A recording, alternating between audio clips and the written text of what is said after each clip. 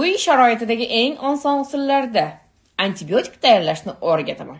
Bu usul xalqimizga o'tib kelgan usul bo'lib, sinalgan, tomoq og'riganda, gripp bo'lganda, shamollaganda va ich ketganda foydali. Katta kosaga 4-5 qoshiq qatuv solamiz.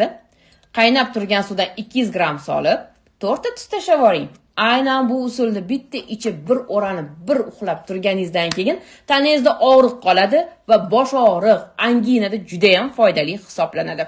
Ikkinchi usulimiz esa bu usul albatta sahrli diabetlar, jigarda muammosi borlar, tez charchaydiganlar, uyquga to'ymaydiganlar albatta buni sahranit qilib yaqinlarga ulashib qo'ying. Hattoki mehmon kelganda bu choyni ulashadigan bo'lsangiz, uyingizdan shifobaxsh choy bilan chiqib ketishadi va ming dardga davo topishadi. Kerak bo'ladigan mahsulotlardan katta qoshiqda qalampir munchoqdan solamiz. Kichkina choy qoshiqda kurkuma solamiz. Xelbadan esa katta qoshiqdan 2 qoshiq va istagan choyingizdan foydalanishingiz mumkin bo'ladi. Va istasangiz limon parraklaridan soling va 2 katta qoshiqda asal solib, shunchaki damlab yaqinlarga ulashing.